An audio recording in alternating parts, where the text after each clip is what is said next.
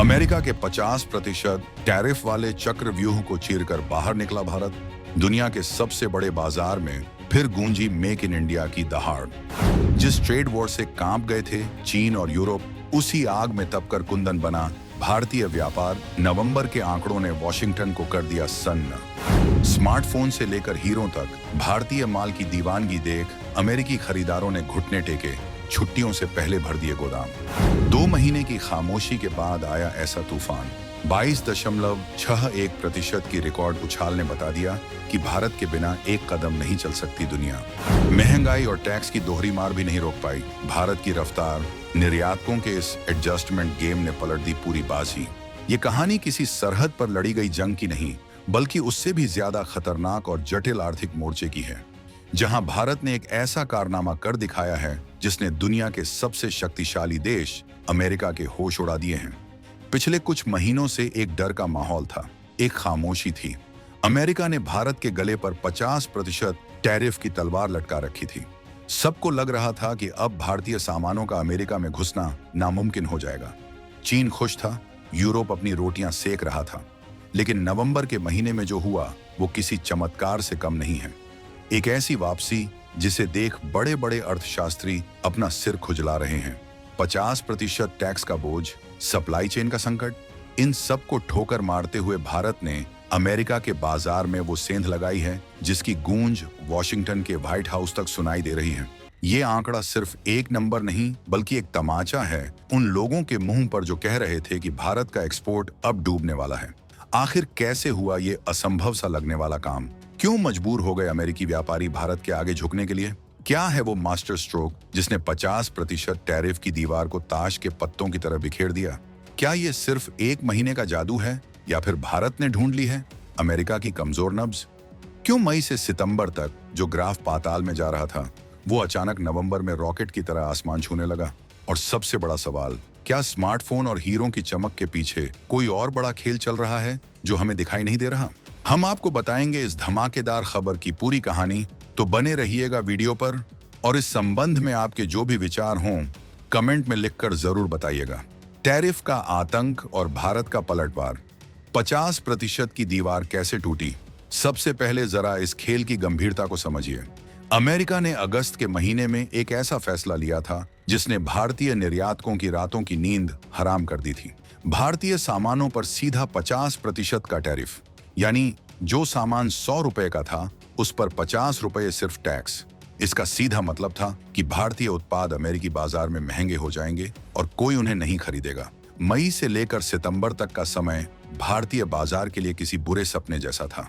Orders cancel हो रहे थे, शिपमेंट्स रोके जा रहे थे, ग्राफ लगातार नीचे गिर रहा था। दुनिया भर के विश्लेषक भविष्यवाणी कर रहे थे कि भारत का अमेरिका के साथ व्यापार अब औंधे मुंह गिरेगा। लेकिन वो ये भूल गए कि दबाव में बिखरना भारत की फितरत नहीं, निखरना उसकी आदत है। नवंबर का महीना आया और सारे कयास धरे के धरे रह गए। आंकड़े गवाही दे रहे हैं इस पलटवार की। जहां 2 महीने से सन्नाटा पसरा था, वहां अचानक 22.61% की भारी भरकम उछाल दर्ज की गई। जी हां, 22% से ज्यादा की वृद्धि, और कुल निर्यात का आंकड़ा पहुंच गया $6.98 अरब पर। ये कोई छोटी मोटी रकम नहीं है, ये भारतीय रुपयों में खरबों का व्यापार है। ये उछाल तब आया है जब अमेरिका अपनी जिद पर अड़ा हुआ है और टैरिफ कम नहीं किए हैं। तो फिर ऐसा क्या हुआ कि महंगे होने के बावजूद अमेरिकी लोग भारतीय सामान खरीदने को मजबूर हो गए? इसका जवाब है क्वालिटी और जरूरत। जब दिवाली से पहले भारत में खरीदारी का माहौल होता है, वैसे ही अमेरिका में क्रिसमस और न्यू ईयर की छुट्टियों से पहले बाजार सजते हैं। अमेरिकी कंपनियों को अपना स्टॉक भरना था। उन्होंने दुनिया भर में हाथ पैर मारे, लेकिन जो भरोसा, जो क्वालिटी और जिस स्केल पर भारत डिलीवरी दे सकता था, वो उन्हें चीन या वियतनाम में नहीं मिला। मजबूरी में ही सही, उन्होंने भारत का दरवाजा खटखटाया और टैरिफ की परवाह किए बिना धड़ाधड़ ऑर्डर्स प्लेस किए। स्मार्टफोन का जलवा।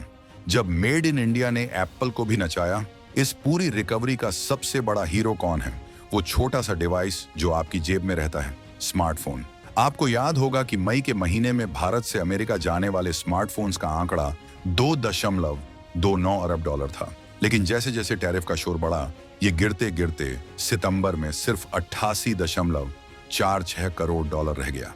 ऐसा लग रहा था कि भारत की इलेक्ट्रॉनिक्स क्रांति को किसी की नजर लग गई है। आलोचक कहने लगे थे कि पीएलआई स्कीम फेल हो गई है, भारत मैन्युफैक्चरिंग हब नहीं बन सकता। लेकिन पिक्चर अभी बाकी थी मेरे दोस्त। नवंबर आते आते बाजी पूरी तरह पलट गई। आंकड़े फिर से ऊपर चढ़े और स्मार्टफोन्स का निर्यात उछलकर 1.8 अरब डॉलर पर पहुंच गया। सोचिए, एक महीने के अंदर लगभग 2 गुना उछाल। ये सिर्फ एक आंकड़ा नहीं है, ये सबूत है कि अमेरिकी उपभोक्ताओं को अब मेड इन इंडिया आईफोन और सैमसंग पर भरोसा हो गया है। चीन की फैक्ट्रियों में हो रही दिक्कतों और भू राजनीतिक तनाव के बीच भारत एक विश्वसनीय साथी बनकर उभरा है। अमेरिकी कंपनियां जानती हैं कि अगर उन्हें क्रिसमस पर अपने ग्राहकों के हाथों में फोन थमाना है तो उन्हें भारत की तरफ देखना ही होगा। चाहे टैक्स कितना भी ज्यादा क्यों ना हो, भारत से आने वाली सप्लाई चेन सबसे मजबूत साबित हुई है। ये इस बात का संकेत है कि भविष्य में इलेक्ट्रॉनिक्स की दुनिया का असली बादशाह कौन बनने वाला है। हीरों की चमक और मशीनरी का दम, हर मोर्चे पर जीत। सिर्फ मोबाइल फोन ही नहीं, भारत ने हर उस मोर्चे पर वापसी की है जहां उसे कमजोर समझा जा रहा था।